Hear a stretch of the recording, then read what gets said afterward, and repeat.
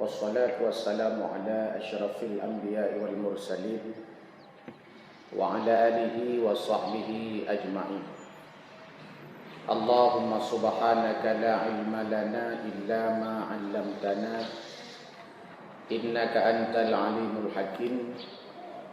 Rabbana zidna ilma warzuqna fahma. Rabbi shrah li sadri wa yassir li amri wahlul 'uqdatam min lisani yafqahu qawli birahmatika ya arhamar rahimin. Bapak Ibu hadirin wal hadirat, ummi, ayah bunda yang dimuliakan Allah Subhanahu wa taala, bersyukur kita kepada Allah atas kudrah dan iradahnya, atas kesempatan yang masih Allah titipkan kesehatan dan iman di dalam dada-dada kita. Selawat dan salam kepada Rasulullah sallallahu alaihi wasallam, kepada keluarganya, para sahabat, para ulama, kepada kita semua dan orang-orang yang setia bersama ajaran-ajarannya. Bapak Ibu sekalian berbahagia, pagi ini sambil menunggu rapor nanti, kita akan melihat bagaimana cara melihat anak-anak kita dalam pandangan psikologi,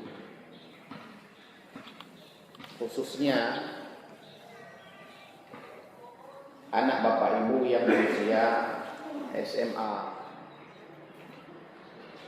Dari sisi usia, dalam psikologi sebagaimana kita pahami bahwa remaja itu dibagi empat. Ada remaja awal, itu SMP. Remaja tengah, SMA, usia 14 sampai 17 tahun. Kemudian remaja akhir sampai usia nanti 18 sampai 21 tahun, mahasiswa.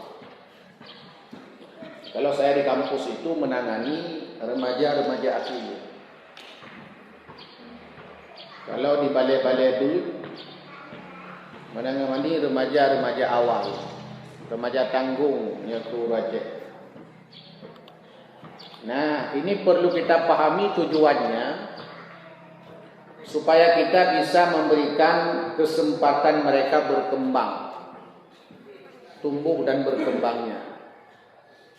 Dalam psikologi disebut tumbuh, itu sifatnya fisik, disebut berkembang sifatnya mental. Ada anak tumbuhnya baik, kembangnya tidak baik.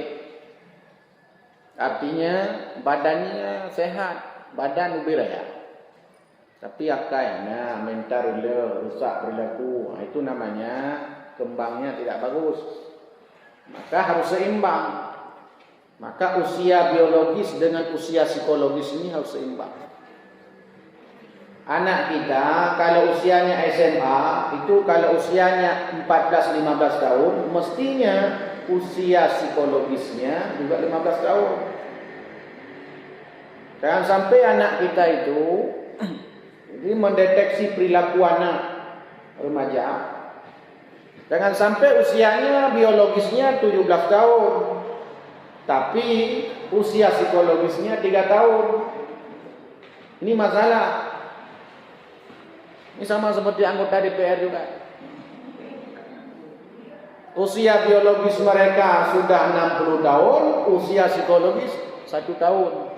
Sering berantem, sering berkelahi di ruang sidang. Berkelahi berantem, nah itu usia biologis, usia anak-anak kecil.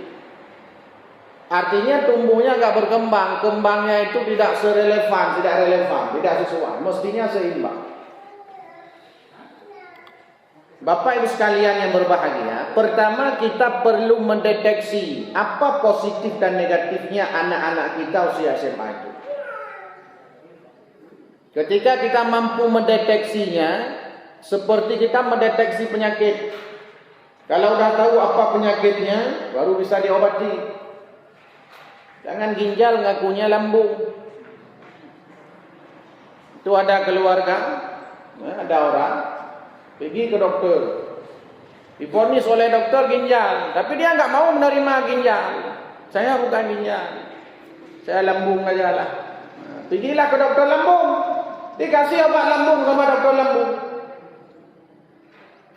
Karena itulah kadang-kadang itulah beda dokter manusia dengan dokter hewan. Dokter hewan kadang-kadang lebih pintar daripada dokter manusia. Karena dia nggak perlu tanya kalau dokter hewan itu. Kalau dokter manusia akan tanya, sakit apa bu? Sakit kepala. Oh, kepala yang dia obati. Kalau seandainya kita tipu pun, ya kepala juga dia obati. Itu dulu ada kawan saya, dia pergi ke rumah sakit. Main-main aja, yang main-main kero ini. Ya ilmu sakit, galak itu kan. Bekas sakit perut, pedang mana? Tapi diobati juga, diinfus juga, kasih obat sakit perut, pedang enggak? Beda dengan dokter hewan kan, nggak perlu tanya sama sapi sakit apa, nggak perlu tanya, dan sapi pun nggak akan mau jawab. Artinya mendeteksi itu penting Bapak Ibu. Kami di kampus juga sama mendeteksi mahasiswa, ibadah ilun malam mendeteksi siswa, remaja awal. Susah kita mendidiknya. Kita bilang jangan ribut nak, ribut. Ya? Santri-santri ustaz yang baik hatinya jangan ribut. Yang merasa diri manusia jangan ribut. Sehingga kadang-kadang kan nak tunggu bunyi hai binatang ka iyo baru iyo. Berarti memang ada masalah psikologis bawahnya. Ketika kita panggil dengan panggilan terpuji, mereka enggak mau mematuhinya. Ketika dimarahi dengan nama-nama binatang, baru senang mereka itu. Dia mau. Itu namanya kemampuan untuk mendeteksi. Banyak orang tua kadang-kadang salah paham tentang perilaku anaknya. Jadi kita jangan kerja sebagai orang tua. Bahkan kita juga ikut merasakan karena kita punya orang tua. Kadang-kadang orang tua kita itu memperlakukan kita yang sudah usia 50 tahun sama seperti 3 tahun. Nah, ini masalahnya. Kadang anak kita udah SMA, tapi di pola pikir kita karena kita bayangkan itu anak kita. Sehingga kadang kita perlakukan seperti usia 2 tahun, 3 tahun. Padahal mereka ini sudah SMA. Ya, ini yang penting kita deteksi. Pertama, kalau remaja kita hari ini, generasi Z namanya, generasi milenial. Itu usia-usia tahun-tahun 2000 ke atas. Kelahiran 2000 ke atas. Apa kelebihan mereka? Yang positif ini. Mereka adaptif dengan teknologi. Mereka peka dengan teknologi. Peka. HP, komputer bagi anak kita itu mudah mereka beradaptasi dengan komputer itu. Saya ingat dulu waktu kecil-kecil saya ada les komputer. Ikut les komputer. Mungkin waktu Bapak Ibu ini les mengerti. Mengerti. Les. Sekarang tak ada les lagi itu. Dah jarang kita lihat ada les komputer. Malah mata pelajaran komputer kadang-kadang enggak ada di sekolah. Tapi anak bisa main komputer. Karena dia sudah beradaptasi dengan lingkungan yang dunia teknologi seperti ini. Dan ini sesuatu yang positif. Karena anak kita dia bisa mengetahui banyak. Dia bisa membangun networking, bisa membangun jaringan, bisa membangun persahabatan yang banyak. Coba lihat, orang tinggal di Dubai, suaminya Turki. Karena dari Turki, kau dari Turki. Dari mana kenal? Di Facebook, Messenger, di chattingan. Cuma karena bisa bahasa Inggris, bisa komunikasi. Kalau di sini di bahasa Arab, bisa komunikasi, bisa saja. Anak ibu tinggal di Adulik, kau ini atau orang rumah awak Arab. Nya ditanya bunyi bahasa Arab, sampai tu melintai awak Arab karena itu bahasa Arab. Bisa kemungkinan karena anak-anak kita ini dia menguasai teknologi. Media sosial mereka bukan satu. Bukan hanya Facebook, ada Instagram, bukan hanya Instagram, ada Line, bukan hanya Line, ada Twitter. Tanya palingnya WA, WhatsApp. Nya pinyana. Ladong jahana. Karena memang kita tidak mungkin bisa saja kita tidak ikut terlibat lagi dalam dunia teknologi itu. Mungkin kita tidak mau tahu, kita mungkin sibuk dengan mencari nafkah atau sibuk dengan ibadah sehingga malas kita buka-buka WA, malas kita buka media sosial, hanya akun media sosial. Tapi anak-anak kita punya mereka. Walaupun kadang nggak dikasih tahu kita. Nah, pada saat mereka merambah dunia teknologi, yang di sana surga ada, neraka juga ada. Yang di sana positif ada, negatif juga ada. Yang di sana baik ada, buruk juga ada.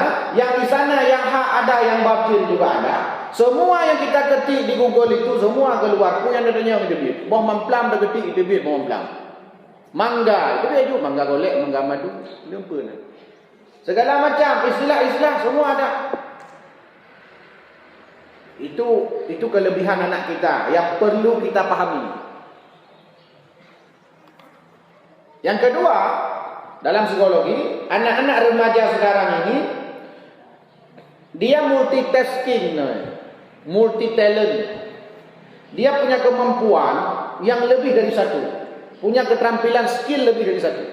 Itu pasti dimiliki anak-anak kita. Multitasking. Biasanya dulu dalam psikologi lama, multitasking ini hanya dimiliki oleh ibu-ibu, tidak dimiliki oleh bapak-bapak. Dulu multitasking ini diartikan seseorang bisa mengerjakan beberapa perbuatan, beberapa pekerjaan dalam satu waktu. Bisa mengerjakan beberapa pekerjaan dalam satu waktu, itu namanya multitasking, dan itu hanya ada pada ibu-ibu. Tanya orang mana? Ini oleh kemah. Ibu-ibu itu dia sambil masak bisa menidurkan anaknya. Dia sambil nyuci baju bisa juga dia masak nasi. Sambil nyuci baju dia bisa menggosok. Sambil nyuci baju dia bisa nyapu halaman. Dia bisa mengerjakan beberapa pekerjaan dalam satu waktu. Psikologi menyebut istilahnya multitask. Uruakan hanya kalau kita lagi mengetik, Pak, ada anak duduk di atas pangkuan kita, itu dua solusinya. Menyukan laptop tapi mati, anu. Hai betul tanya cik ke mana? Putar pelalai anu ilah atau kita mengetik dulu. Itu pilihan. Karena memang begitulah pola karakter yang berbeda. Maka mesti sebenarnya saling paham. Maka mendidik anak perempuan dengan mendidik anak laki-laki beda. Kami di kampus itu mengelola mahasiswa dengan mengelola mahasiswi beda. Dulu di pesantren juga begitu, mendidik santriwati dengan santriwan itu beda, beda karakternya, beda polanya, pola pikirnya berbeda. Makanya perlu mendeteksi itu. Nah, anak kita dia punya kemampuan talenta yang beragam. Beda dengan kita, beda dengan kita dulu, maksudnya hidup di masa lalu.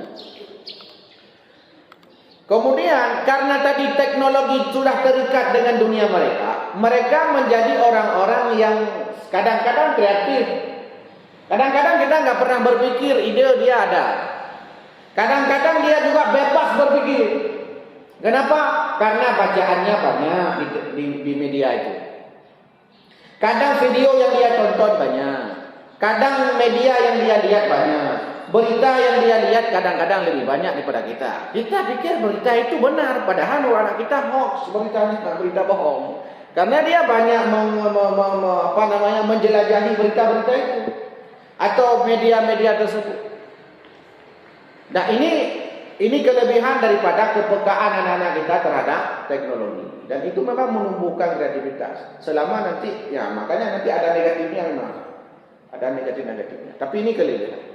Anak kita kadang ketika remaja, usia-usia remaja ini, positifnya anak-anak lebih mandiri.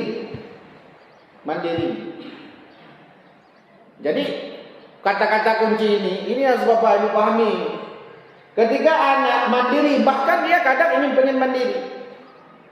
Maka kalau selama ini ibu-ibu misalkan kasih jajan untuk anak setiap hari, coba belajar karena sudah SMA kasih jajan per bulan. Kalau mungkin kalau tinggal di pesantren tidak ya, saya bulanan atau mingguan lah.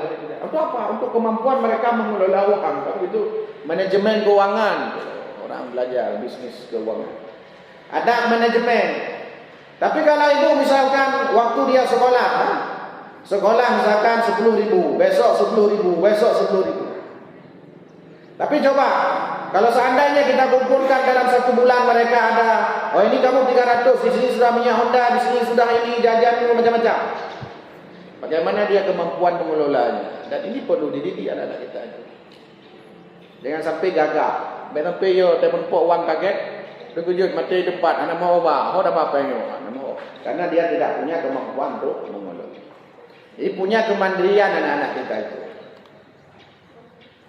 Karena punya kemandirian, kadang-kadang persoalan di boarding itu, di boarding school, di hidayah dah, malah bukan anak lagi yang orang tua kadang enggak mandiri.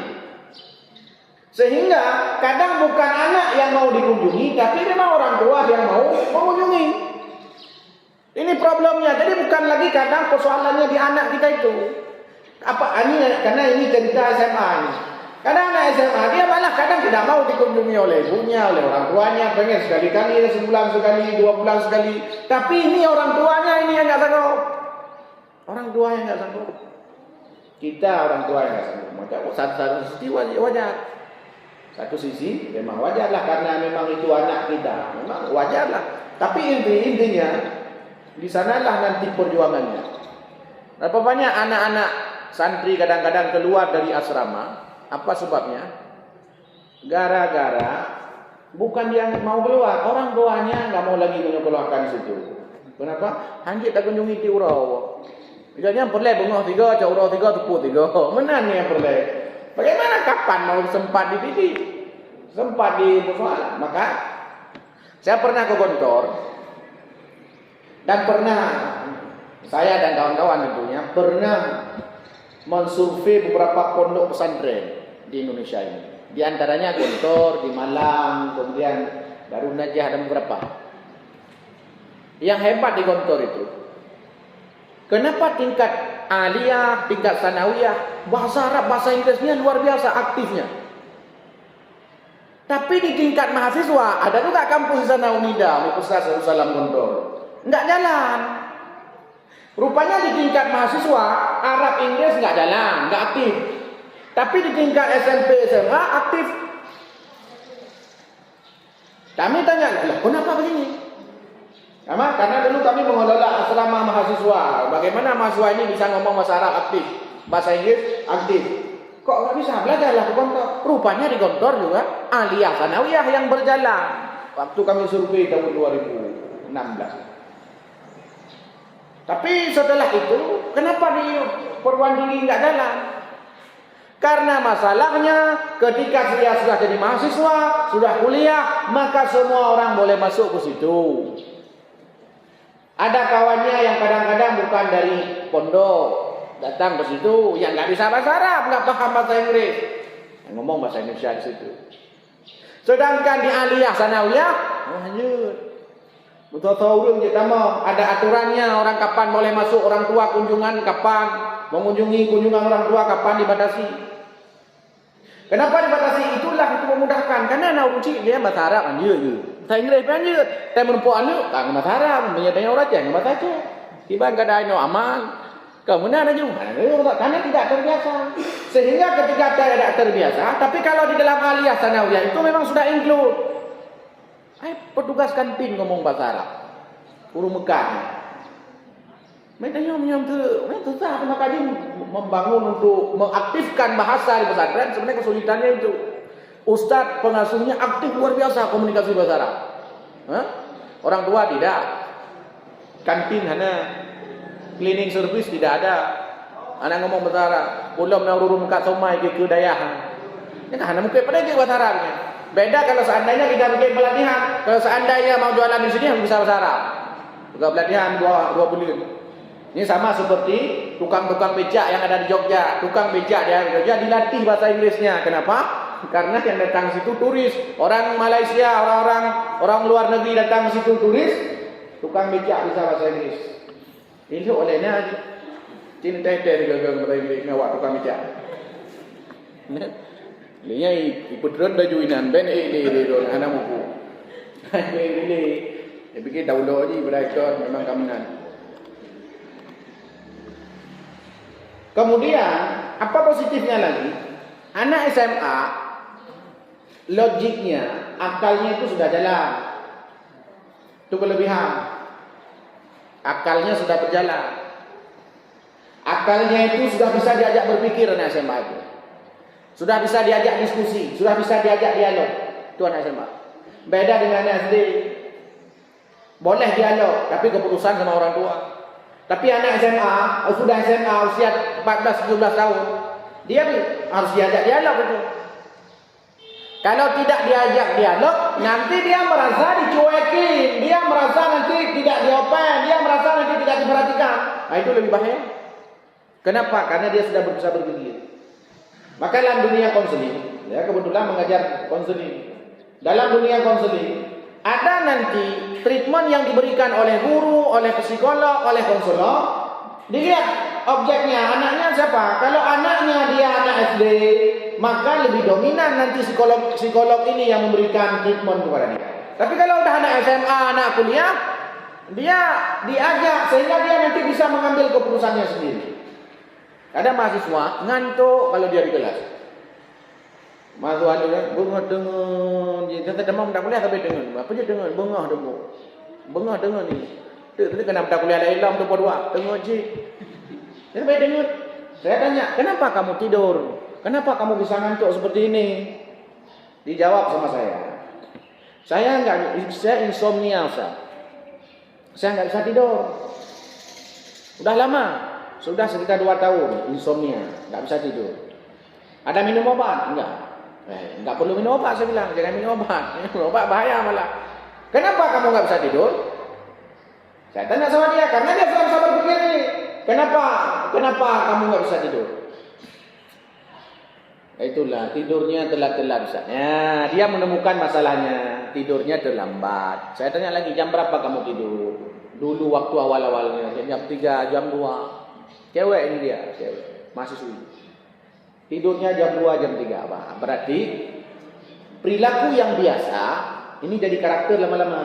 Nah, itu logikanya. Jadi perilaku kebiasaan kita ini lama-lama jadi karakter, bahasa agamanya jadi akhlak. Akhlak itu disebut akhlak bila dilakukan secara spontan tanpa berpikir, ar-rasikhah, tanpa berpikir. Dia spontanitas. Karena biasa tidur jam 2, jam 2, jam 2, jam 2, 2 tahun tidur jam 2. Saya tanya, nah sekarang kalau kamu nggak bisa tidur, kamu ngapain di kamar? Main HP Ustaz. Rupanya main HP. Berarti main HP itu juga menjadi objek bagi dia, menjadi sebab bagi dia nggak bisa tidur. Lalu saya bilang, kamu mau nggak merubah itu? Karena dia udah bisa berpikir, mau nggak merubah itu? Mau Ustaz, karena memang ini mengganggu macam-macam. Nah, mulai besok, malam besok jangan main HP itu. Kalau ngantuk, kalau nggak tidur, duduk aja di kamar. Duduk aja. Duduk di dalam kamar. Man tidur Ustaz, duduk tidur. Ya, karena lekok, duduk lekok. Tidur dulu. Oh enggak. Bosan Ustaz. Nah, rupanya dia enggak sanggup. Bosan Ustaz, dah duduk dalam kamar tahanan tapuna. Nah, berarti masalah dia itu. Masalah. Makanya ini yang perlu dihindari dulu. 1, 2, 3, step by step. Memang langkah-langkah itu yang perlu ditempuh. Maka mendeteksi masalah itu penting. Maka apa kata kunci? Anak kita itu akalnya sudah jalan, sudah aktif, sudah bisa diajak berpikir, sudah bisa dilibatkan. Itu diantaranya yang positif. Yang negatifnya apa? Karena yang negatif ini, karena anak kita dia sudah peka dengan teknologi, bahkan mereka bisa menguasai HP ini, bahkan mereka kecenderungan untuk memakai HP secara adiksi, candu. Nah, itu bahaya. Kecanduan namanya. Candu HP, candu TV, candu macam-macam. Kecanduan, adiksi maya, kecanduan dunia maya, game online macam-macam. Ketika orang sudah kecanduan dengan dunia maya ini, dengan teknologi ini, apa akibatnya? Dia akan skeptis, dia akan abai, dia akan tidak mau peduli dengan lingkungannya. Han betul bu kan? Rumah tu, kalau lakon, tu kan main HP ni hoi tu, ni han dengar orang. Bang, apa dah? Makanya nanti karakter anak laki-laki seperti itu. Dia ketika dia memakai HP itu dipanggil berkali-kali sama orang tuanya. Apalagi sudah pada tahap adiksi, ya, adiktif, candu. Itu lebih baik. Kalau sudah ke sini, peka dengan teknologi sudah berlebihan bahkan bagian daripada kehidupannya. Kadang tidak skeptis, kadang tidak abai, sinis, tidak peduli dengan lingkungan. Bayangkan Bapak Ibu, dulu kita ketika apa misalkan di rumah, boom apa kejadian di luar, yang langsung pergi buka, pura. Langsung berdiri dia kala. Pura bertuh. Kita ada kepekaan terhadap lingkungan. Tapi anak-anak kita hari ini dia enggak ada kepekaan. Mesti adik dia langmon, boom dia langmon adik. Ini apa geroi? Atau ikli adik, boom ikli. Apa geroi? Itu anak-anak tidak ada kepekaan. Adiknya nangis dia, sibuk dengan apa? Kemudian adiknya bermasalah atau apa ada yang sekitarnya, anaknya gempa bumi santai gitu, gum gempa. Pada yang gede sangat. Kenapa? Itu efek negatifnya memang. Ini memang sampai negatif, positif ada negatifnya dan ini. Dulu kalau ada orang kecelakaan, Bapak Ibu menolong, kan? Menolong. Oh mak kalau bau kapur dah burung bawa pegang, kan? Kalau anak-anak kita kadang dia enggak peka dan itu bisa lihat di jalan. Nyam-nyona tutup rumah, kebakar rumah bukan ambil ember cari air, tapi cari HP, hidupin live streaming. Oma yang kejadian dekat kawan ada radio lino tutup rumah, rumah tutup aja. Agaknya yang penting live streaming, hai guys, di belarangan, nak tutup rumah belarangan. Ya lagi. Itu akibat itu. Kita tidak lagi peka dengan lingkungan ini. Tidak mau ada ta'awanu 'alal birri wat taqwa. Itu sudah berkurang gara-gara ini. Kita hanya ingin menjadi citizen reporter, ingin melaporkan jurnalisme warga bahasa Indonesia. Ingin melaporkan apa saja kejadian. Tidak membantu, hanya ingin melaporkan saja. Oh belakang dia ipak ada rumah, ipak kebun kain lupa, ipak urung kali lalang kubang, ipak urung kami enggak. Ingat. Sekarang ini yang anehnya saya lihat di media sosial itu. Orang dimasukkan ke kuburan dengan lang kubu. Pertama lang kubu. Itu video. Ayah saya lagi diturunkan ke liang lahat, sedihnya ya Allah. Ini video. Masya Allah. Ini kakak-kakak menangkap. Padahal dulu ketika kita kecil-kecil, kalau ada nenek kita meninggal, foto aja disuruh hapus. Hapuslah foto itu. Menyena foto-foto zaman gepalang yang kala kampung tu ya. Gepu blur muka tu, guncet, gepu pokoknya hanya ada muka. Tapi saya orang sudah meninggal mau dimasukkan ke liang lahat kok masih sempat-sempatnya itu. Begitu persoalannya kita hari ini. Dan itu karena itu akibat teknologi memang. Anak kita itu apalagi SMA itu dekat dengan. Karena terlalu akrab dengan teknologi ini, apa akibatnya? Anak kita gagap komunikasi. Bahkan kita saja yang sudah terlibat dalam dunia ini, kita gagap komunikasi. Tidak ada kosakata lagi di dalam kepala kita untuk berbicara dengan lawan bicara kita. Tidak ada. Pada akhirnya apa? Masing-masing ambil apa sendiri. Handale berkomunikasi, tapi masya Allah dulu apa kalau kita pergi ke kampung, saya tahu kampung tiga orang raya. Yang cita duk mengurus orang kampung. Bukan apa? Cina bahan bagainya politik kesehatan mandum na. Kibankan presiden mandum na itu. Kita nyop dia ada kata berkhabar itu 15 menit. Ada berkhabar balik. Itu akibatnya karena kekurangan diksi, kekurangan kosakata di dalam kepala kita. Diakibatkan karena kosakata ini jarang kita keluarkan. Jarang kita komunikasikan. Kenapa? Karena hanya tanpa komunikasi. Hanya perhabali, dengan jempol. Nah, itu di antara perhatian. Maka anak-anak kita itu tidak ada satu lembaga pendidikan pun yang mestinya membolehkan anak-anaknya bawa HP. Menjaga komunikasi. Golden Age salah satunya adalah masa-masa keemasan seorang itu masa SMP, SMA, SD itu masa keemasan. Punya masa-masa usaha-usaha tanya umum kayak mempeluk kena nak le dua dia. Berdoa iftitah lah sembahyang kadang-kadang doa. Tiga membaca wa ana minal muslimin, tiga membaca wa ana minal musyrikin, mengadong doa. Karena tanya dua karena itu saja. Tapi anak kita, makanya aneh bila ada lembaga pendidikan membolehkan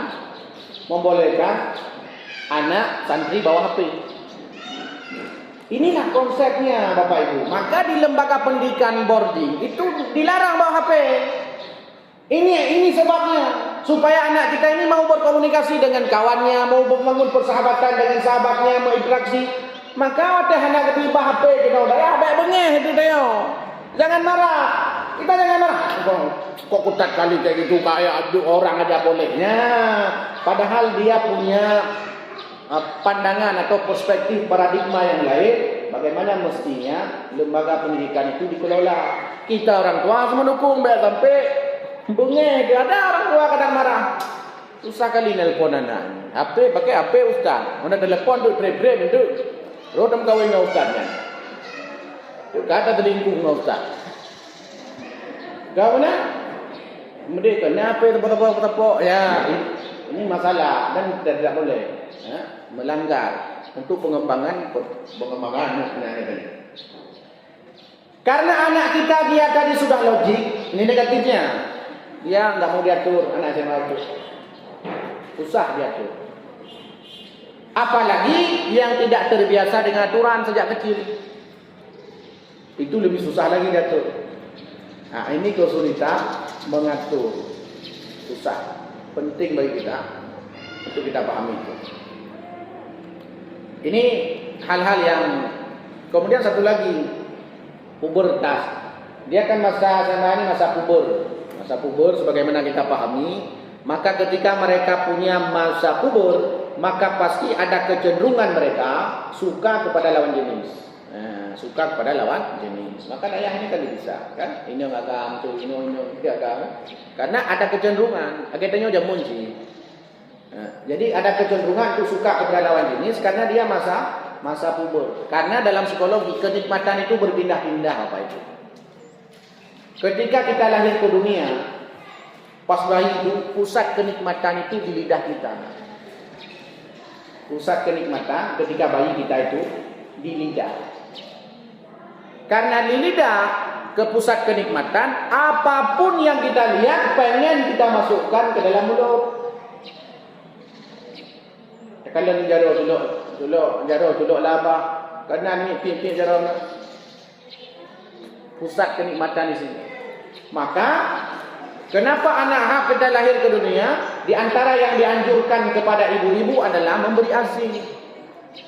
Kenapa anak-anak senang minum ASI? Salah satu sebabnya pusat kenikmatan di lidahnya. Bahkan bukan nasi kompeng. Itu nggak ada apa-apa di dalam. Tapi kenapa dia nangis? Masukkan itu. Kenapa dia nggak nangis lagi? Senang. Karena pusat kenikmatan di situ. Ketika dia bayi sampai nanti ada usia yang mengatakan usia 5 tahun atau 4 tahun. Setelah itu pusat kenikmatannya berpindah ke mana? Usia 5 tahun berpindah ke anusnya. Berpindah ke kemaluannya. Maka dia umur 5 tahun imat atranya. Imat cuti keroina. Kadang orang tua enggak paham, dia terlalu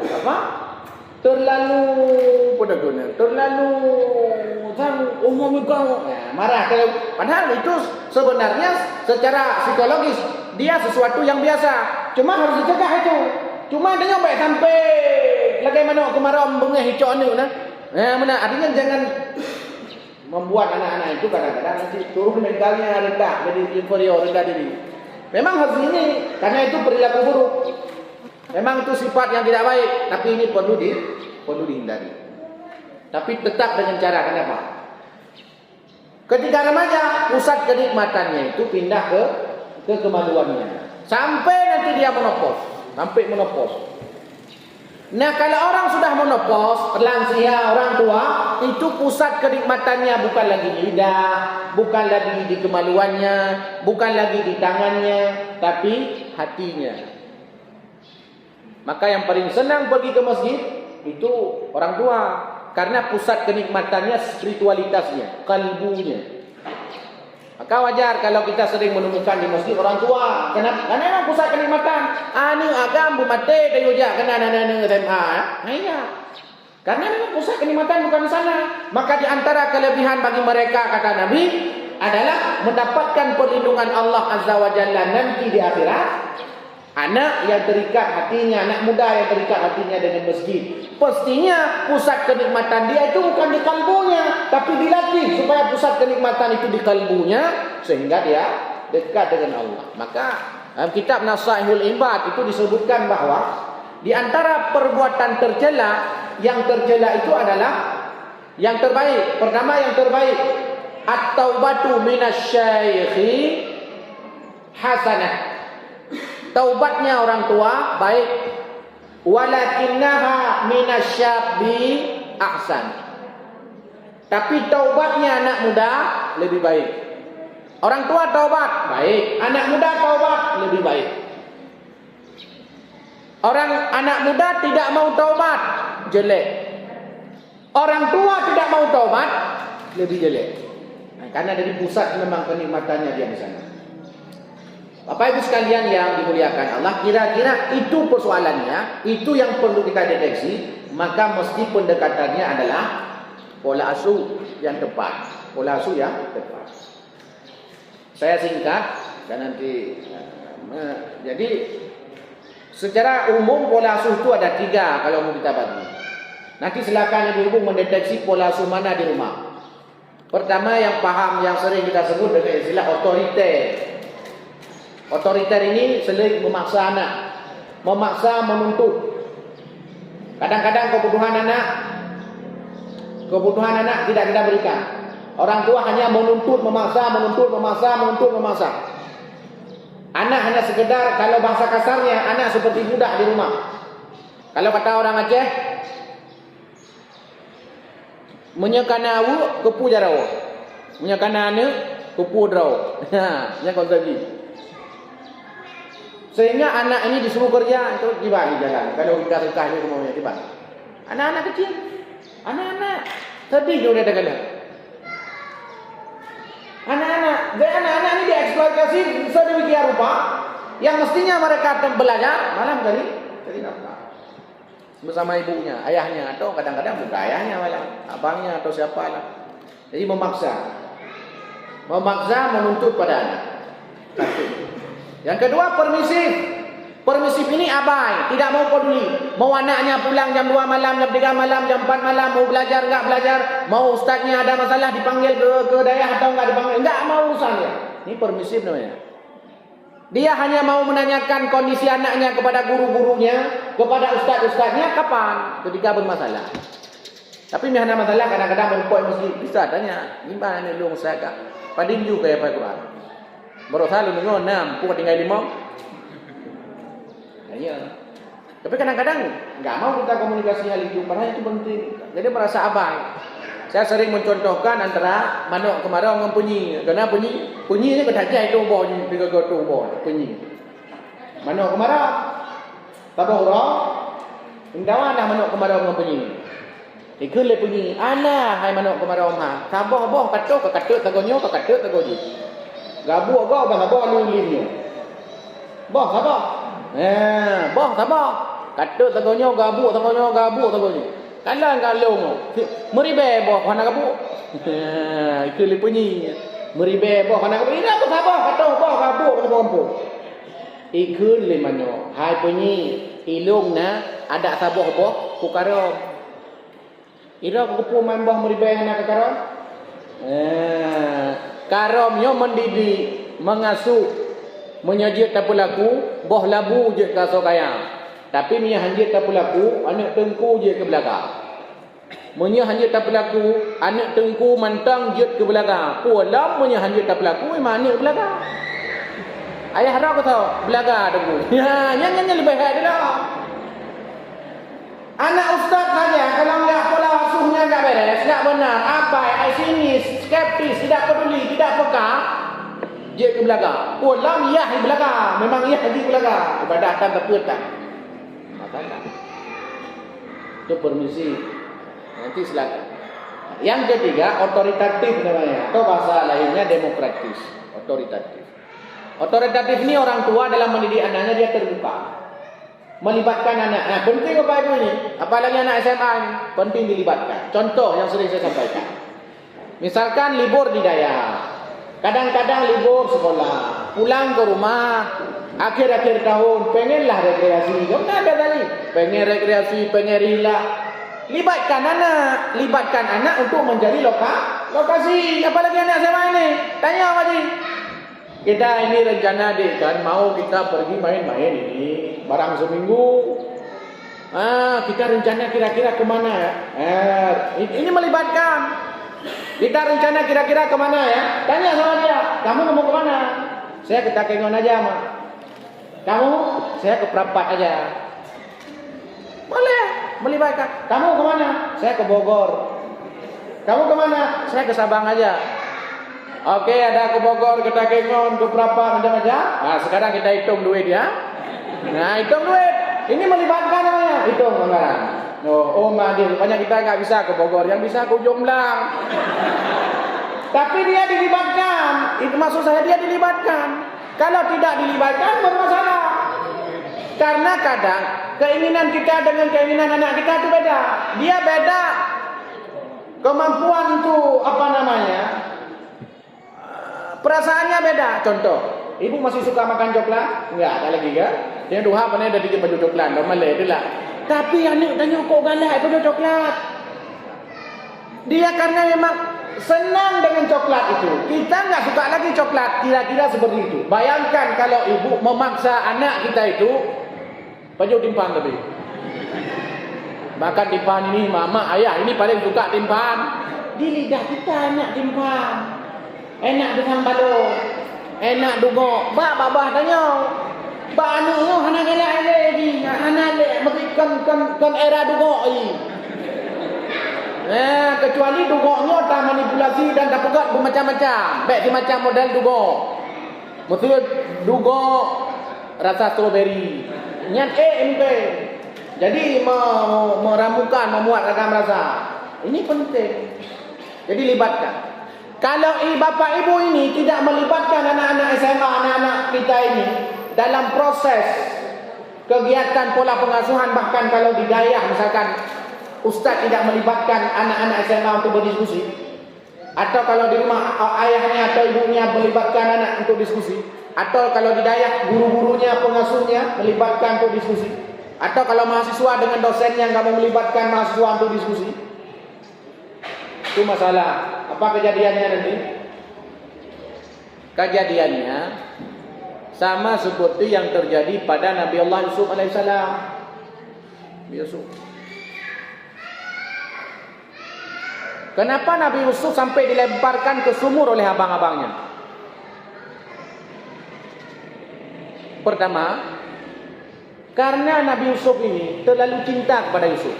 Nabi Yakub ayahnya terlalu cinta kepada Nabi Yusuf. Dan cintanya itu karena dinampakkan, kadang-kadang nampak di depan anak-anak yang lain. Timbullah namanya cemburu sosial.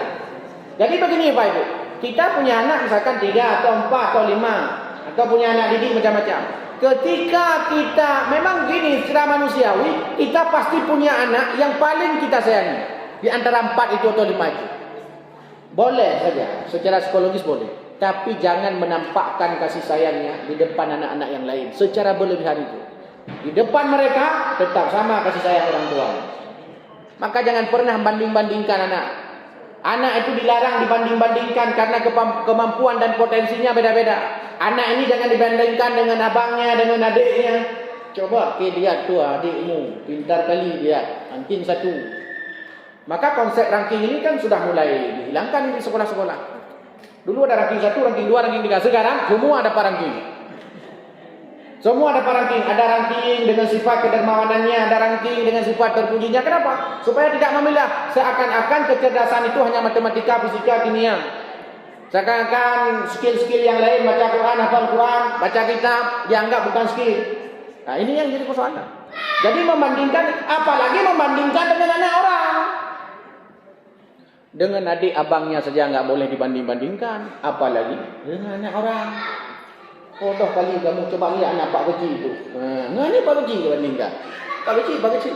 Nah, membandingkan untuk kepentingan, memotivasi tidak masalah. Tapi ketika membandingkan kepentingan untuk merendahkan, nah itu yang bermasalah. Memberikan motivasi tidak masalah. Tapi ketika dia merendahkan dalam konteks adalah untuk merendahkan anaknya, tak banget. Itu persoalan. Jadi ketika anak-anak itu dinampakkan kasih sayangnya di depan anak-anak yang lain segera berlebihan, ini masalah. Titik lama. Dia kisah Nabi Yusuf. Benda hai adik ho mana aku doa. Manda buka lama adik. Pagi titik dia abang.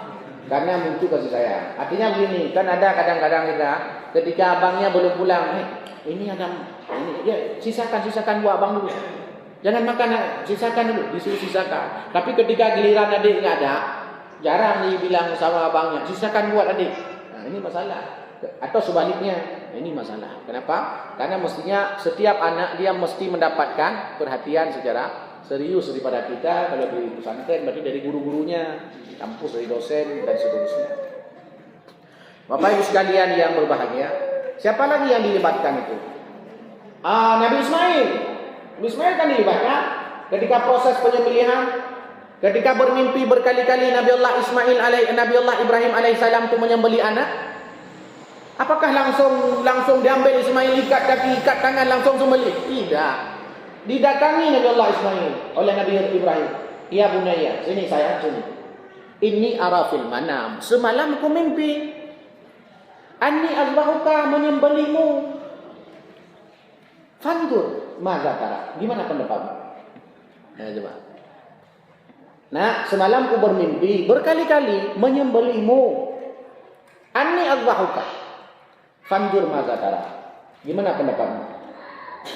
Menanyakan pendapat. Padahal itu kan perintah Allah. Mestinya kan Nabi Allah Ibrahim bisa saja mengikat langsung Ismail Buti aja, kan bisa jadi. Tapi enggak. Ditanya pendapat gimana? Fandur maza tara. Anak ibu sudah SMA, nanti mau kemana dia? Mau kuliah kemana? Tanya pendapatnya. Fandur maza tara. Nah, kamu mau ke Madinah? Ini kampusnya. Mau ke Mesir? Ini kampusnya. Oh, mau ke Malaysia? Ini kampusnya. Kalau ini kampusnya, ini kampusnya, ini kampusnya. Oh, enggak mau ke luar negeri, kamu mau ke UGM, ini kampusnya. UI, ini kampusnya. Oh, enggak mau ke ini di Aceh aja karena anak cewek misalkan di IAIN. Ini kampusnya. Kamu mau jurusan apa? Fandur maza tara. Baik sampai orang tua mau jurusan anu ya kuliah anak dulu. Saya sering ceramah itu, beklam gerdong patah ceramah.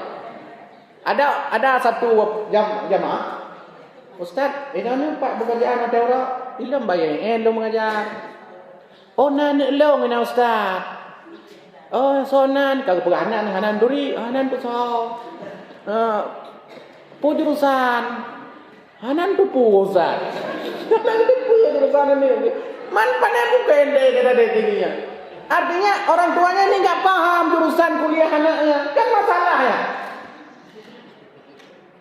Mestinya sudah tahu, nah, kamu masuk jurusan apa? Kamu yang hafal Quran, tapi boleh kamu jadi politisi yang hafal Quran. Kamu boleh jadi dokter hafal Quran. Kalau kamu jurusan ini masuk, akan jadi ini. Masuk jurusan ini, akan jadi ini. Masuk jurusan ini, akan jadi ini. Kamu memilih yang mana? Ini yang tugas orang tua mestinya. Kalau di sekolah, tugas guru BK. Kalau di wilayah, tugas pengasuh. Kalau di kampus, tugas pembimbing akademik. Kamu mau kemana? Nah. Kenapa? Karena bisa diajak diskusi ini. Fanzur maza tara. Gimana? Jangan sampai anak kita ikut kuliah nanti, ikut kawan. Kenapa masuk sini? Kawan masuk sini. Saya sering sampaikan, saya tanya itu mahasiswa, kenapa kalian masuk jurusan konseling semua ini? Apa sebabnya? Ikut kawan Ustaz. Loh, masa depanmu itu beda dengan masa depan kawanmu. Kecuali kamu mau nikah dengan dia. Beda masa depan. Kenapa kok bisa? IPA coba. Dalam penelitian lama, dari 100 orang maksimal hanya 10 orang yang lebih dominan otak kiri daripada otak kanan. Artinya dari 100 orang maksimal hanya 10 orang yang lebih menguasai fisika, kimia, matematika. Ini satunya padina tentu dia. Berarti yang dia matematika, fisika, kimia itu di peluru atau paling ledah. Kadang jana. Yang selebihnya tidak menguasai, dia lebih dominan otak kanan daripada otak kiri. Maka mestinya pendidikan kita hari ini, sekolah-sekolah SMA kita lebih banyak jurusan IPS daripada jurusan IPA. Mestinya seperti itu, teorinya seperti itu. Lebih banyak jurusan IPS daripada jurusan IPA. Tapi pertanyaannya, kenapa hari ini lebih banyak jurusan IPA daripada jurusan IPS? Itu datanya ini. Bukan karena siswa mampu, bukan. Apa? Dipaksa. Siapa yang paksa? 1, kawannya. 2, gurunya. 3, orang tuanya. Kamu harus IPA. Harus IPA. Akhirnya apa? Kalau mampu okey, baik, enggak masalah. Tapi kalau enggak mampu, jadi pelengkap penderita di IPA. Apa buktinya? Banyak kawan saya dulu ketika sekolah jurusannya IPA, waktu kuliah jurusannya IPS. Dulu bangga IPA waktu SMA. Saya IPA. Ngaji ke doktor mendung. Okeylah kalau seandainya dia punya uang kuliah di fakultas kedokteran kalau ada duit. Okey bisa. Kalau enggak ada, okey kalau dapat bidik misi, kadang enggak dapat bidik misi pulang boleh kapal Quran, kadang langsung merempak bidik hati. Ya masalah. Okey orang tua punya duit kuliahkan anak ke fakultas kedokteran. Okey dia karena tidak mampu secara akal, tidak mampu secara kemampuan. 4 tahun kuliah kedokteran, koas 2 tahun. Praktek di rumah sakit, tamal praktek. Bisa jadi. Itu jadi pelengkap penderita. Kata SMA bangga gini, kadang meron lagi yang tu. Jamu dah jaga lalu musim IPA, kamu IPA. Kira-kira putra lulus, jak kuliah putus ekonomi Ustaz. Ekonomi pokoknya jemun kamu IPS. Ya, akuntansi Ustaz. Kenapa dulu enggak IPS? Saya ilmu sosial politik Ustaz. Kenapa enggak dulu IPS? Saya konseling Ustaz. Kenapa enggak dulu IPS? Kan jari lagi fisika Ustaz. Jari aja.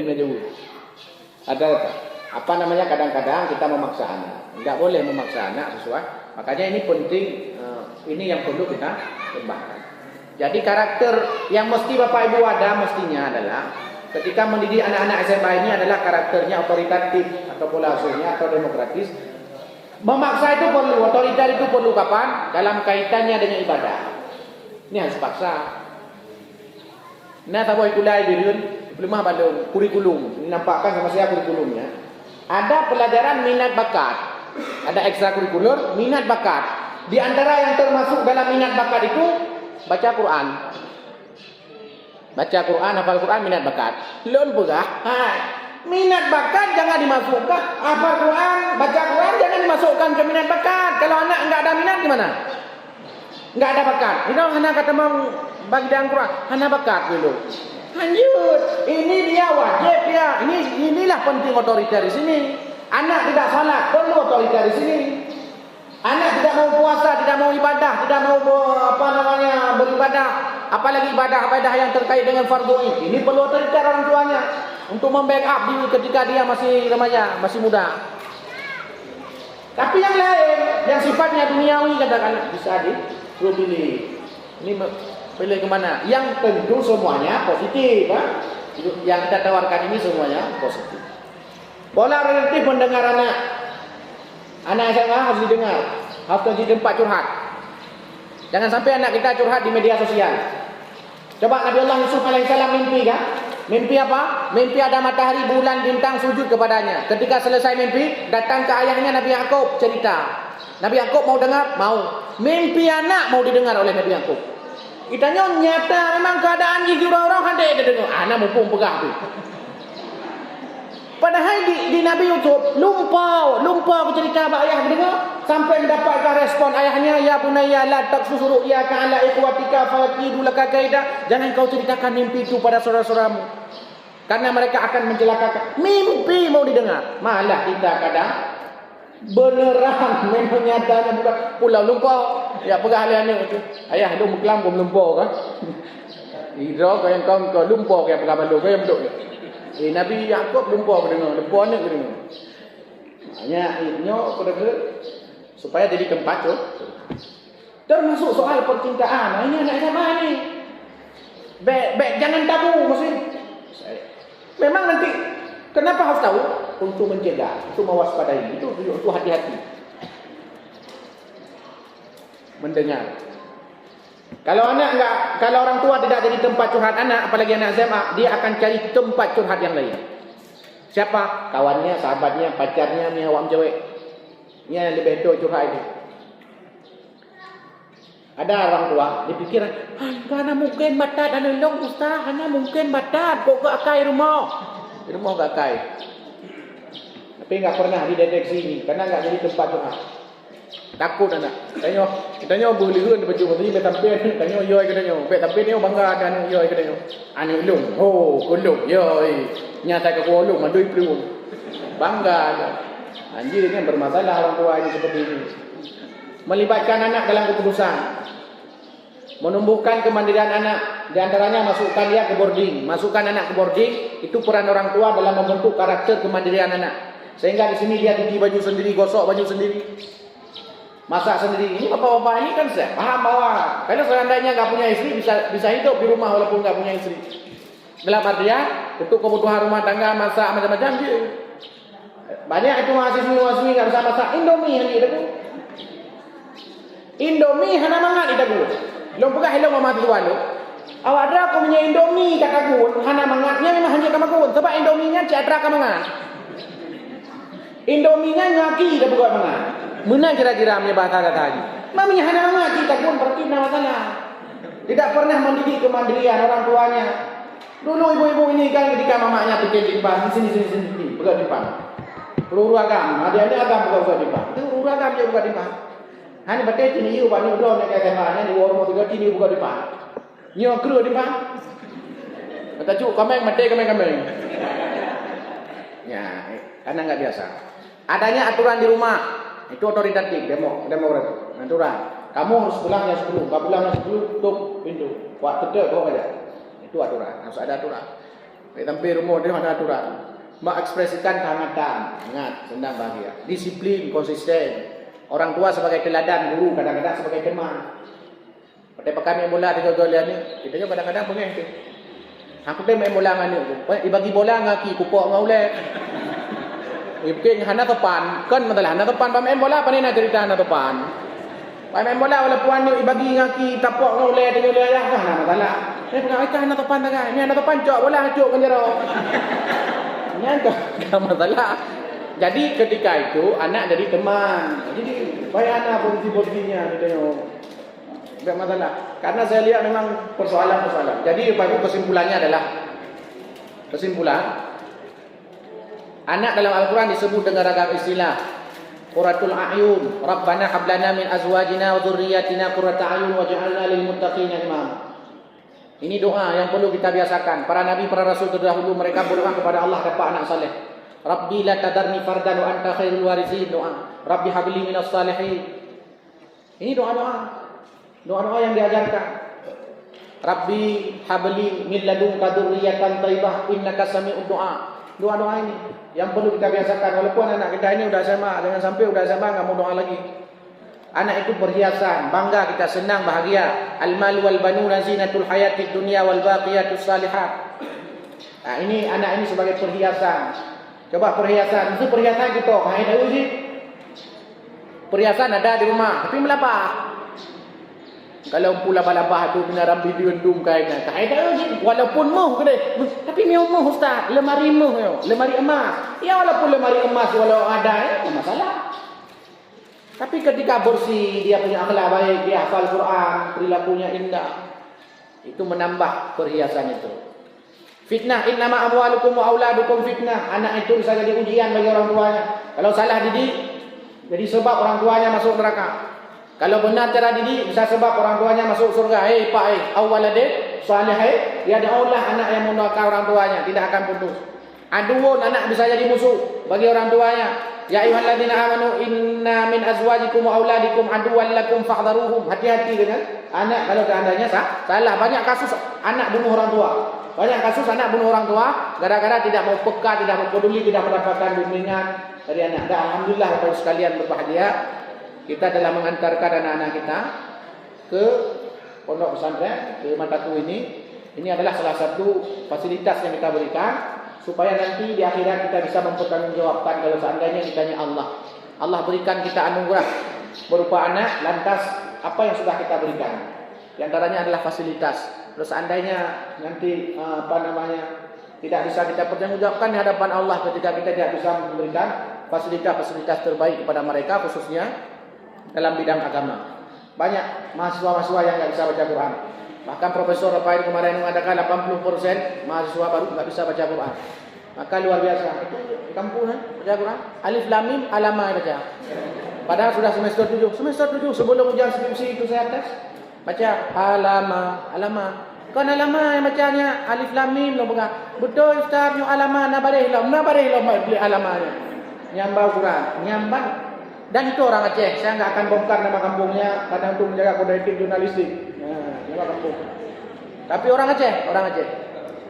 Nah, makanya jangan bangga Aceh terambi Mekah, baca Quran anjir pun terambi Mekah. Katanya yang ada jaga terambi lagi Mekah, ini.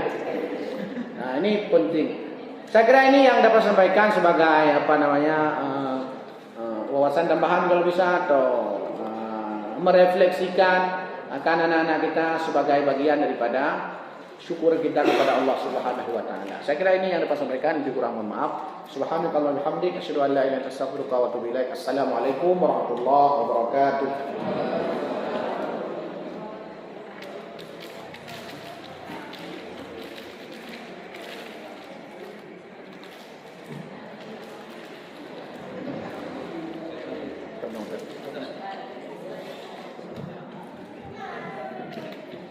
Syukran jazakumullah khairan katsiran. Kami ucapkan kepada Ustaz Jenang Yahya, semoga materi yang disampaikan Ustaz dapat bermanfaat bagi kita semua. Selanjutnya pengumuman yang akan disampaikan langsung oleh Kepala Salafiyah Mulia Ustaz Mansuri. Pada Ustaz Mansuri kami persilakan.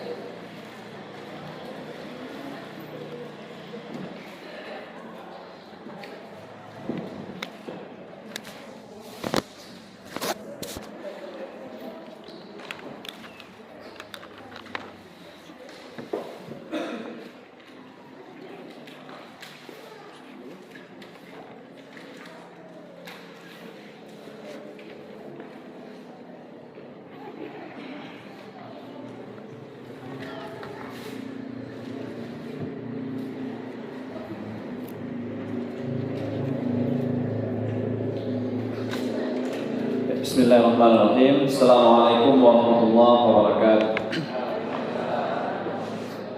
Alhamdulillahirabbil alamin, wassalatu wassalamu ala asyrofil anbiya'i wal mursalin wa ala alihi wa sahbihi ajma'in. Asyhadu an la ilaha illallah wahdahu la syarika lah wa asyhadu anna Muhammadan abduhu wa rasuluh alladzi la nabiyya ba'dah. Rabbi shrah li sadri wa yassir li amri wa hlul 'uqdatam min lisani yafqahu qawli. Alhamdulillah, bila syukur kita berterima kasih kepada Allah Subhanahu wa taala. Pada hari ini kita bisa berhadir di tempat ini dengan agenda parenting dan pembagian rapor. Sallallahu alaihi wasallam kepada Rasulullah sallallahu alaihi wasallam dan juga kepada keluarga dan sahabat beliau semuanya. Yang kami muliakan, pemateri pada hari ini Ustaz Ridwan Yahya yang sudah memberikan materi dengan sangat menarik. Tentunya ada pertanyaan-pertanyaan sebenarnya yang ingin ditanyakan oleh ayah bunda semuanya.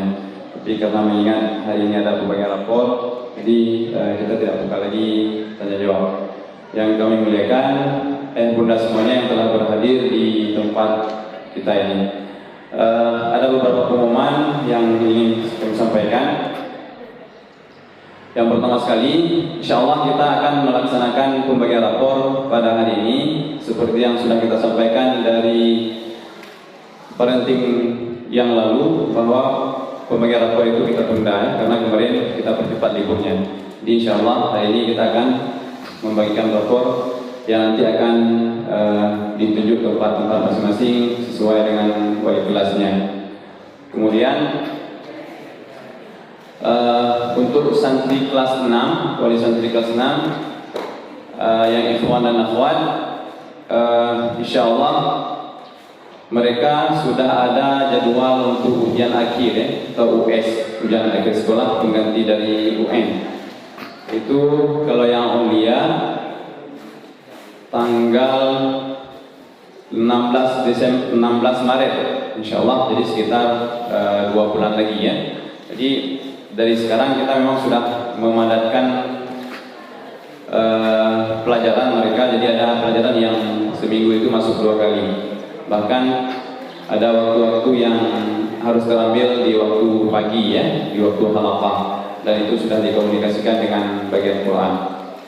Kemudian untuk kelas 6 juga, khususnya yang akhwat, mungkin seperti yang sudah kami informasikan sebelumnya melalui surat edaran kepada ayah bunda, melalui anak-anak kita, mereka insya Allah akan rihlah bersama dengan santri wusta. Jadi sebelumnya rihlah ini kita pisah.